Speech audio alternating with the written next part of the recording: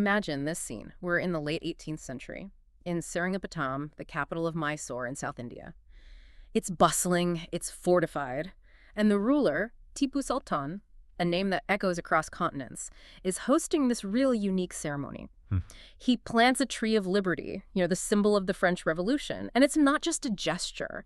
He is formally inducting himself into the French Jacobin Club. The very same group that, sent King Louis XVI to the guillotine. It's an incredible image. It is.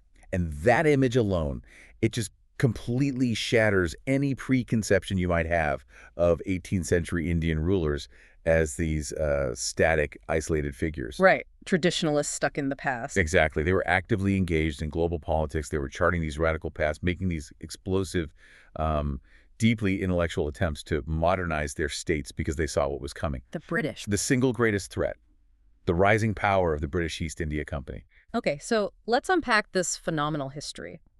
Our mission today is a true deep dive into the powder keg that was 18th century South India. We're charting the explosive, rapid rise of Mysore, first under the military genius of Hyder Ali. And then, of course, under the revolutionary zeal of his son, Tipu Sultan. But, and this is critical, we're also contrasting that path with the simultaneous and maybe more subtle rise of the Travancore state on the western coast.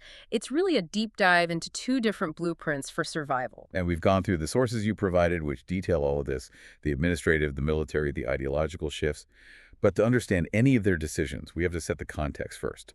The 18th century was, well, it was pure geopolitical chaos. Oh, utter chaos. The old structures, the things that had provided order for centuries, were just dissolving. So break down that chaos for us. Why was South India suddenly this zone of such intense competition? Because the massive unifying forces were gone.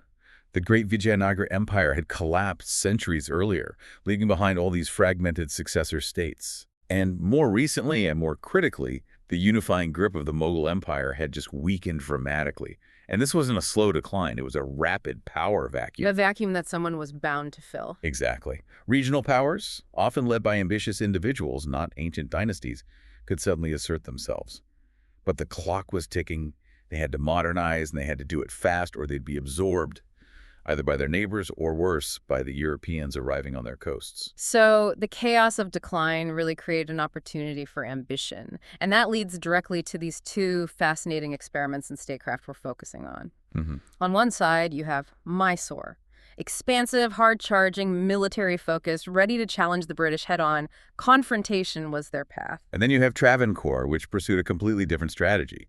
It was more about focused modernization, regional dominance, cultural growth, and crucially, this strategic, almost intellectual approach to external threats. They sought survival through, let's say, insulation and information.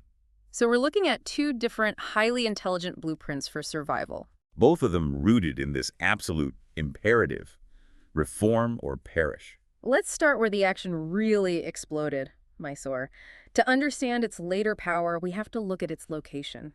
Geographically, it was just exceptionally well situated. It really was. The sources are meticulous about this. It's south of Hyderabad, and it sits right at this vital junction where the eastern and western Ghats mountain ranges converge. And that's not just a geographical detail, is it? Not at all. That location is the source of their potential wealth. It allowed them to control trade routes running east to the Coromandel coast and west to the Malabar coast. If you control that interior junction, you control the flow of goods and revenue. Even before you have a coastline yourself. Precisely. But despite that advantage, Mysore wasn't always a superpower. How did it begin? Well, historically, it started as just a viceroyalty under the vast Vijayanagara Empire way back in the 16th century. And once Vijayanagara dissolved, Mysore, under the Wodeyar family, maintained what the sources call a fragile independence. I think that's a key phrase. Fragile independence. What does that mean in practice? It means they had enough sovereignty to function, to be a regional power, but they were still nominally in name only part of the dissolving Mughal Empire. So they're claiming independence while also, paying lip service to this distant, weakening imperial authority. That sounds like a recipe for internal chaos. And it was. Which brings us right to the political mess of the early 18th century, when the Wodeyar dynasty was officially on the throne. Right, ruled by King Shikha Technically ruled, yes. But the sources are very clear that the king was just a ceremonial figurehead, a complete non-factor in any real decision-making. The ultimate puppet king scenario. So who was really pulling the strings? Real authority was entirely usurped by two powerful ministers, brothers, in fact. It was a classic internal coup. You had Nanjaraja, the prime minister, the Sarvadkari. He controlled the civil administration, the money. And his brother, Bertie. Devaraja, commander-in-chief, the Dawai, he controlled the military. So these two men held all the levers of power. It's amazing, though, that even with this internal weakness, the king being a puppet, by the mid-18th century, Mysore had become the second most powerful state in all of South India. It was second only to the Nizam of Hyderabad. And that really speaks to the structural potential of Mysore. The military and financial systems were strong. The territory was rich. But that kind of power, concentrated in the hands of ministers, is just ripe for ambition. The stage was absolutely set. You just needed a strong man to step in, sweep aside the puppets and the puppet masters, and unify that power under a single decisive authority. And that strong man was Hyder Ali. Of course. Let's spend some serious time on Hyder Ali, this uneducated genius who ruled from 1761 to 1782.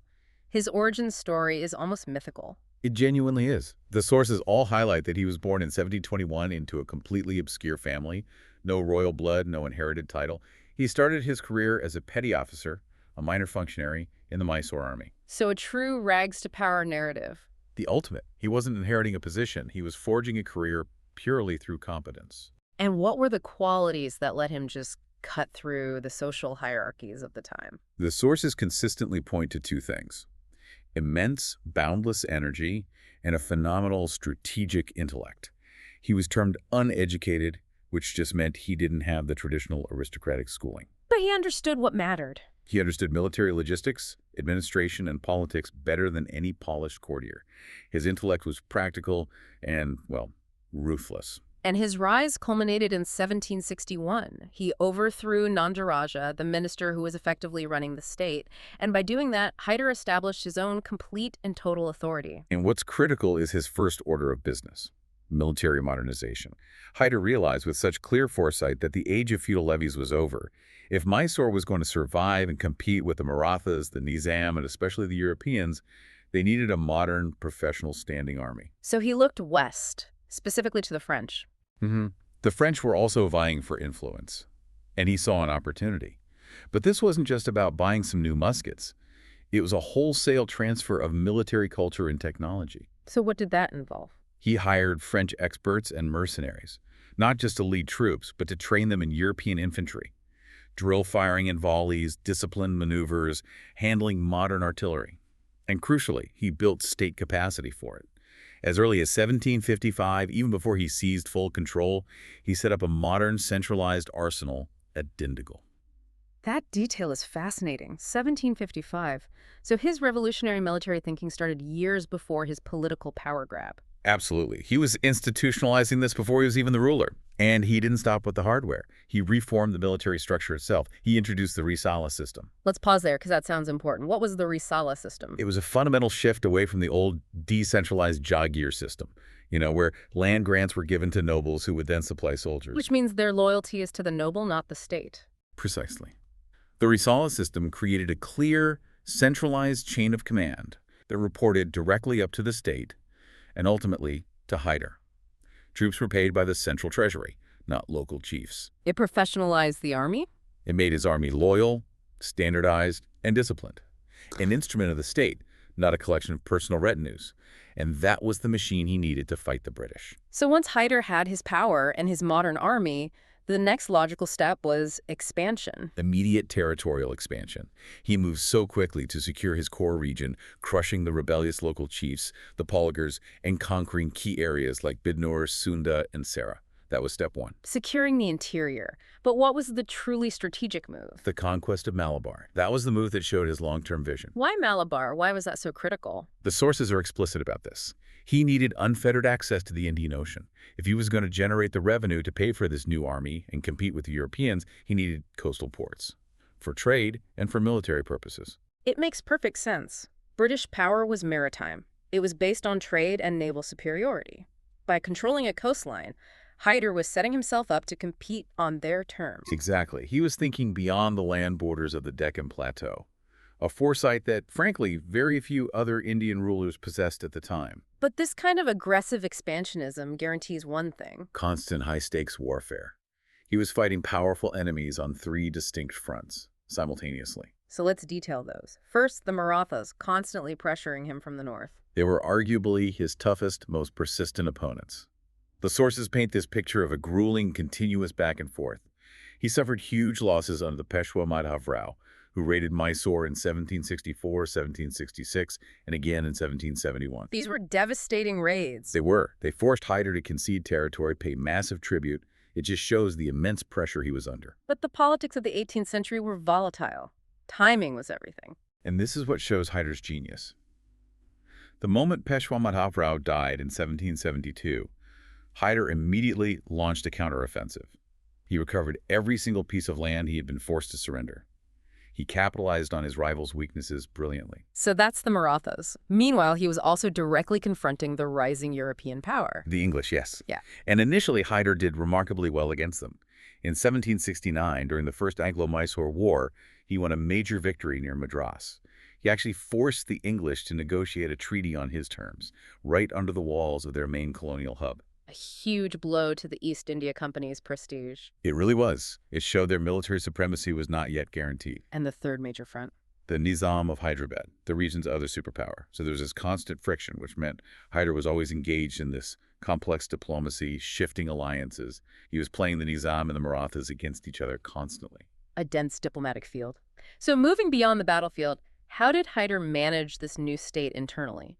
The sources emphasize his religious tolerance. His approach was fundamentally pragmatic. It was secular. His Mysore wasn't an ideologically driven state based on religion. It was a pragmatic military state focused on efficiency and stability. And the proof is in his administration. The fact that many of his key ministers, his revenue collectors, his high-ranking officials were Hindus speaks directly to that. He needed the best talent he could find, and he hired them regardless of their background. The state's ideology was military and financial strength, and that transcended religious division. Absolutely. His goal was centralization and power. But that relentless effort, it eventually took its toll. Hyder Ali died in 1782, right in the middle of the Second Anglo-Mysore War. A tragic note, dying still in the fight. It is, but it perfectly sets the stage for his son, Tipu, to take over and push the state into truly revolutionary territory. So Hyder was the military genius who built the modern state of Mysore. Tipu, his successor, took that foundation and tried to leapfrog Mysore into becoming a truly independent, modern, revolutionary nation-state. And this is where the story gets intensely intellectual and political. Tipu's first actions on taking power showed an assertion of absolute sovereignty that was just unprecedented among regional Indian rulers. How so? Because most other rulers, even powerful ones like the Marathas, were still, at least symbolically, acknowledging the authority of the Mughal emperor in Delhi. Tipu broke with that tradition entirely. It was an ideological declaration. He wasn't going to be a regional governor. He asserted total independence symbolically, economically, administratively. In 1787, he formalized this by taking the imperial title of Padshah. The title of Padshah, what exactly did that mean in this context? It meant he was declaring himself an emperor, an independent king, subject to no earthly authority. And he reinforced this with these deeply symbolic acts that would have resonated across the entire Muslim world. For instance, he systematically removed the Mughal emperor's name from the Friday prayers, the khutbah. And inserted his own name instead. He inserted his own name. Let's just pause on that. For our listener, why was changing the khutbah such a politically provocative act? The khutbah is the official sermon during Friday prayers, and it traditionally includes a prayer for the legitimate sovereign. By removing the Mughal emperor's name and putting in his own, Tipu was announcing to every mosque in his realm and to the world that he was the sole, legitimate, divinely sanctioned ruler. The past is over. The past is over. Mysore is a new, sovereign entity. He also issued new coins, created a new calendar. These are the actions of a founder, not just a successor. And this wasn't just a local move, was it? He sought international validation. Yes, that's the other key part. He sought a royal order, a sanad, from the Ottoman Caliph. Why the Ottoman Caliph? The Ottoman Sultans was widely seen as the Caliph, the successor to the Prophet, the center of global Islamic authority. Getting a sanad from him would legitimize Tipu's rule internationally, bypassing the decaying Mughals and the local rulers who disputed his claims. It just shows a ruler thinking globally about power. And that global view was all centered on one clear goal: survival against the British. He saw the writing on the wall. He knew this wasn't just a territorial dispute, it was a civilizational struggle for sovereignty. And that recognition drove his continuous radical military modernization. He continued using French officers like his father. He did, but he formalized it.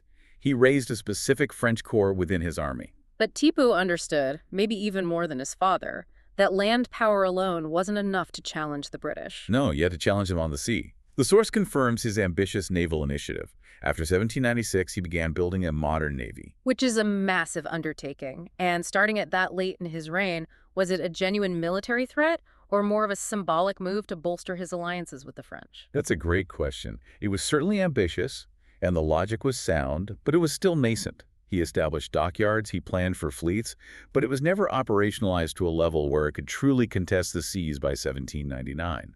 Still, the fact that he was investing huge capital in it confirms his core belief. You can't defeat a maritime power without a fleet. And this brings us to what might be Tipu's most revolutionary principle: his belief that military success was impossible without a strong, centralized, modern economic foundation. His entire state was built on that premise. He was creating a war machine funded by a state-controlled economy. He promoted trade, but under strict government control. He was an early practitioner of state capitalism. He even tried to beat the Europeans at their own game by setting up state-run trading companies. Exactly, trying to replicate the East India Company, but for the benefit of Mysore.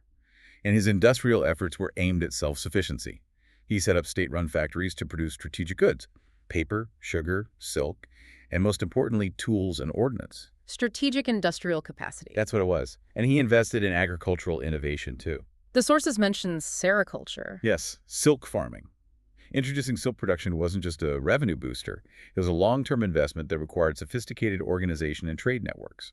It showed a willingness to invest state capital in high-value, long-term projects. And this economic vision extended far beyond India's borders. Not at all. His diplomats were traveling to France, to Turkey, to Iran, even to Myanmar Pegu, as it was called. And these weren't just ceremonial visits. They were explicitly aimed at developing foreign trade ties and building an economic and diplomatic network to counterbalance the British. He was trying to forge a global anti-British coalition through trade. Through trade and shared interest, yes. It's clear Tipu Sultan was more than just a general. He was an intellectual.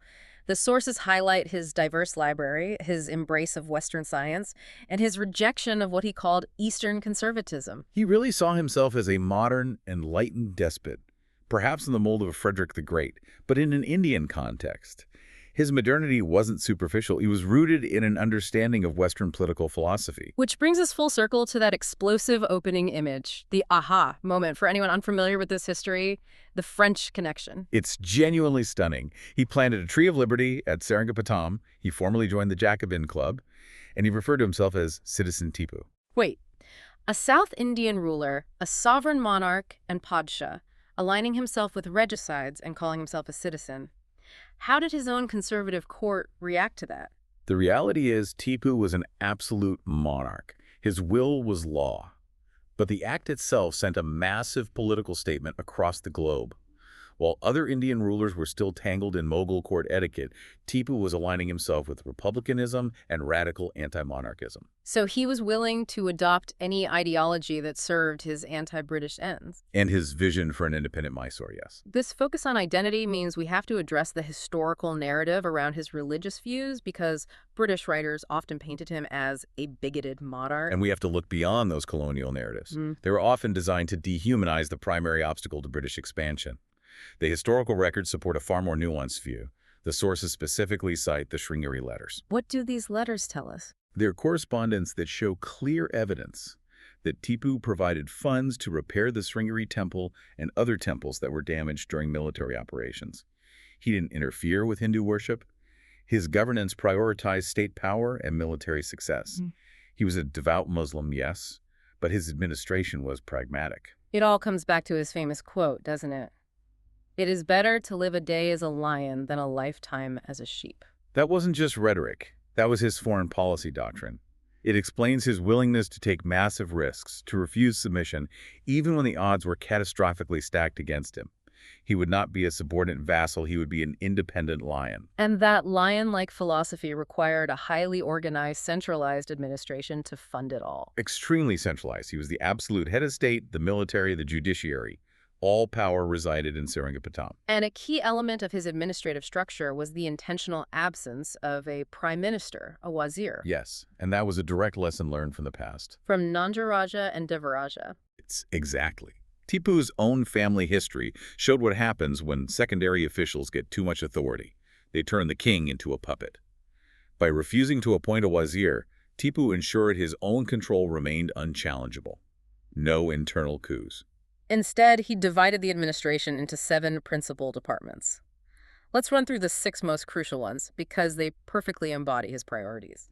Okay, so first, the Mir Esaf Kacheri, revenue and finance, the money engine.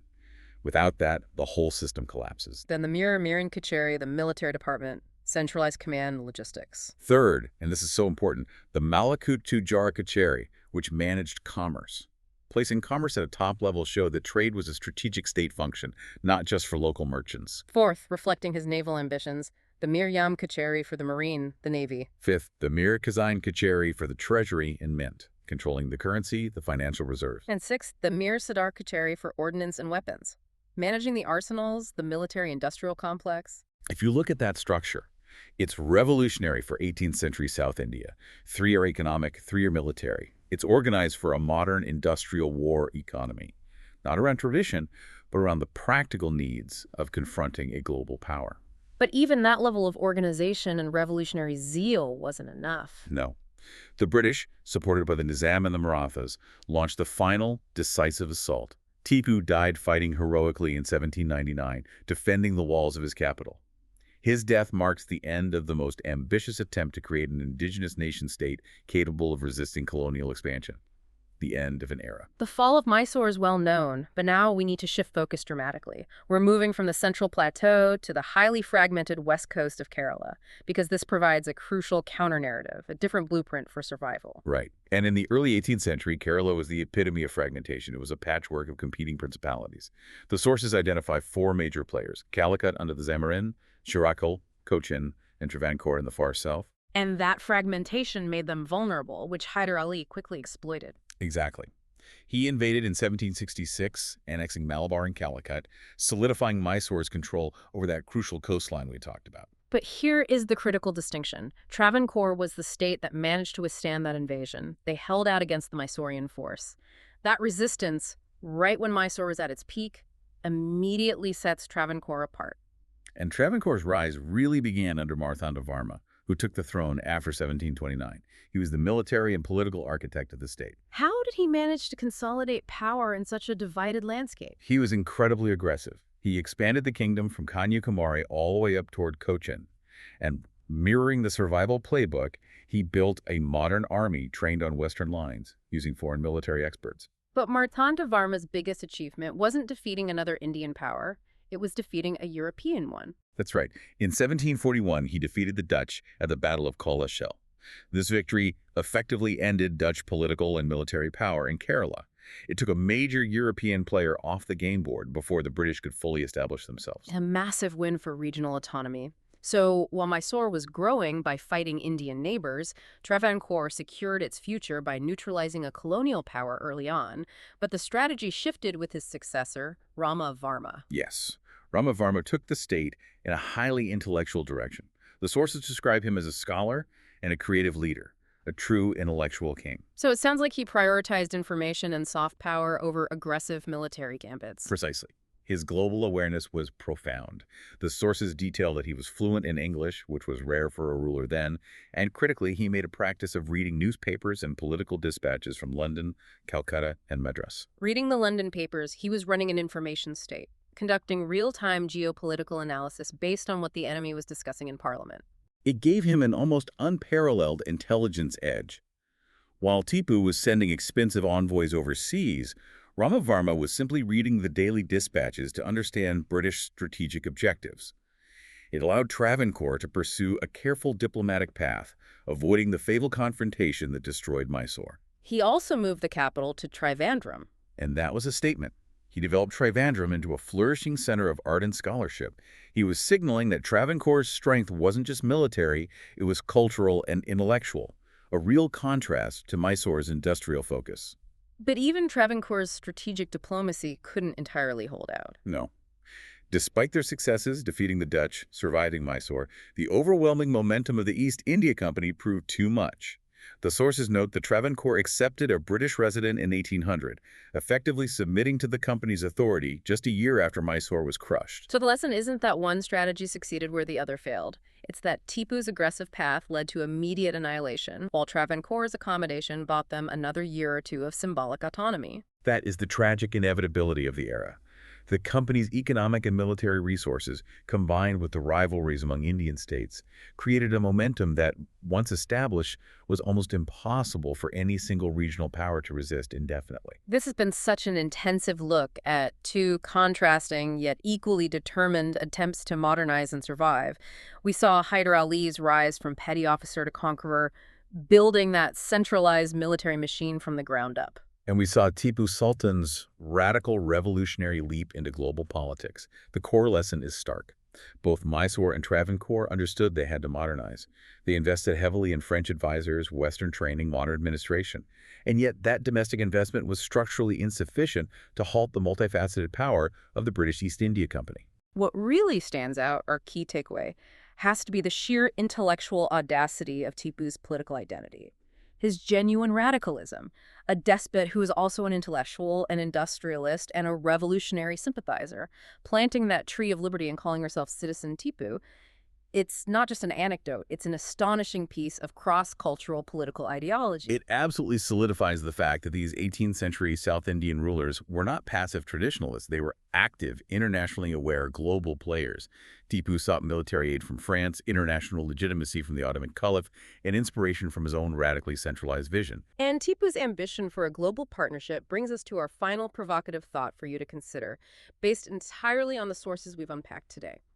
Tipu Sultan spent years pursuing diplomatic ties with France, Turkey, Iran. He knew a purely localized effort would fail. So how might the history of South Asia and maybe the entire course of global colonialism have changed if his diplomatic efforts with revolutionary France had resulted in a sustained, large-scale operational alliance, powerful enough to match the British on the ground in that decisive year of 1799? It's a compelling alternate history, rooted entirely in the radical, globe-trotting ambition of the Tiger of Mysore.